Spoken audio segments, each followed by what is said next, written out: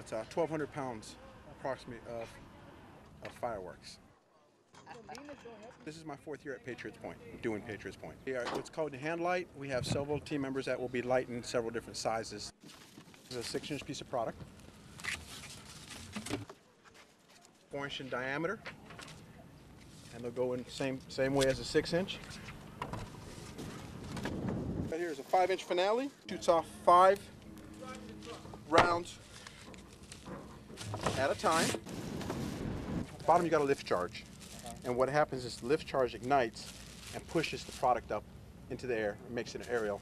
And then there's a fuse inside that actually, once it reaches its particular height, it'll go ahead and burst.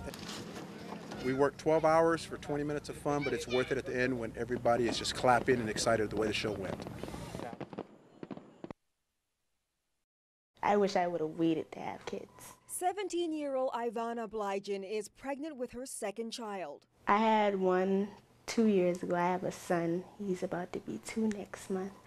And now I have a daughter. And she's due on February 27th.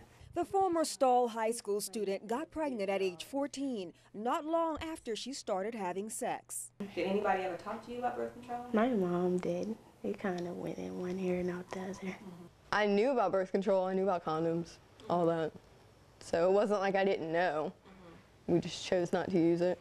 18-year-old Chelsea Scott, a former student at Somerville High School, will have her baby in April. I'm kind of glad it happened, I guess, because I love my baby already. Both Blygen and Scott are among a group of young ladies here at Florence Crittenton, a program that helps pregnant teens. It's much higher than I think people are aware of. According to the national campaign to prevent teen pregnancy, 1 in 3 teenage girls becomes pregnant at least once before the age of 20. South Carolina is 11th in the country for teen pregnancy. 2 years ago, there were more than 750 pregnant teens in Charleston County alone. Lisa Belton is executive director for the Florence Crittenton program, which provides residential and medical care, education, and counseling for young expecting mothers aged 10 to 21. I believe that they should have ready access to birth control, whether that's at the health clinic or at the drugstore. Research tells us 40% of teens in South Carolina didn't use any contraception the last time they had sex. That's why they're getting pregnant. And the number of pregnancies is also impacting you. Why should the general public care about this topic? Well, it costs us money. As taxpayers, teen pregnancy costs Charleston County taxpayers over $10 million a year. It costs us money to care for these young women and their children when they're not able to work, when they have to live on public assistance, when their children are born low birth weight and have to spend time in the hospital. We end up paying for that as taxpayers. In Charleston County School District, the 2nd largest in the state, over the last 3 years, an average of 157 students were known to be pregnant. Take a look at the numbers of known pregnant teens in schools last year. There were 37 in Dorchester District 2, 4 in Dorchester District 4, 77 in Berkeley County. Georgetown County had 23, 27 in Colleton County, and 153 in Charleston County. These numbers may not accurately reflect the numbers who are pregnant because students are not required to report pregnancies. It's half the battle. All right. Do you think abstinence should be taught, or do you think that young girls need to know about birth control options? I think both, actually. But whereas now, you don't really find too much teens willing to do abstinence. So I think they should enforce the whole birth control thing and give everybody more information on different kinds of birth control. Both Ivana and Chelsea now say they plan to make better choices when it comes to birth control. I'm definitely going to use birth control after this. I want to be able to support my kids and have better for them. If I could do it all over again. I'm not saying that I regret my kids, but I would wait to have sex, or if I didn't, then I would have gone with birth control. I would have used protection. Octavia Mitchell, News 2.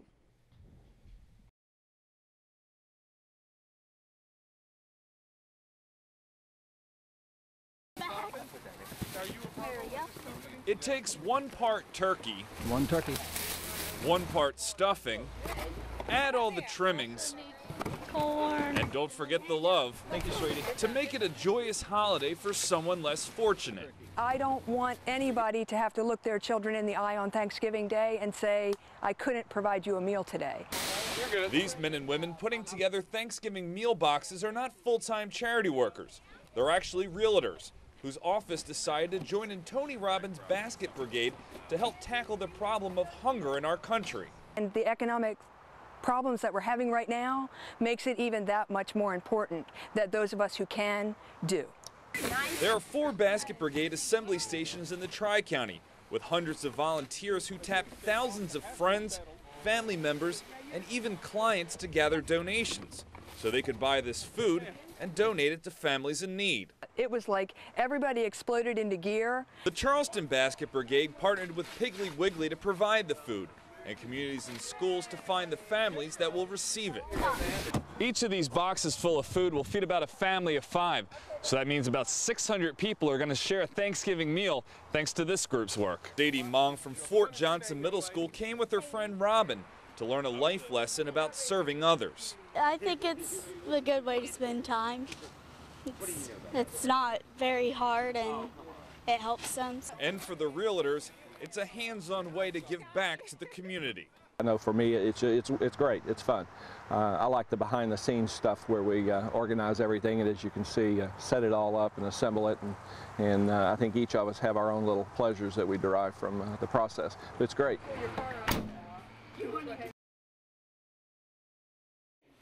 Welcome. A hug is almost always how people say hello in the Spann family. Good to see you, Grandma. Elder Samuel Spann says his wife Madeline always cooks best when there's company. Because I put my foot in it, as they call it. Yeah. But this Thanksgiving has extra special meaning to the Spanns. It's the first they've hosted in 10 years. In January 2000, a fire destroyed their home. I personally had lost all my stuff, so I had to restart and rebuild. And rebuilding actually landed the Spanns a bigger house, which, as Madeline points out, comes in handy. We could invite more people in because my sons and daughter, they like to invite people in. Larry Spann drove from New York to his parents' house Thanksgiving morning, bringing with him 1 Ukrainian and 5 Russian students. It's their first American Thanksgiving. How would you say Thanksgiving in Russian? We translate Thanksgiving like День Благодарения. For Larry, Thanksgiving is a reminder of the fire and how far his family has come from that painful time. Yes, we lost some material things, but we have one another. So why don't we share and love one another? To that, Elder Samuel Spann says amen. And we just give you thanks for those here. Losing all they used to have makes the Spanns grateful for everything they have now, including new friends. I'm very thankful that I'm alive. And because I'm alive, I give honor to God because He blessed me to be able to be here to talk with you all.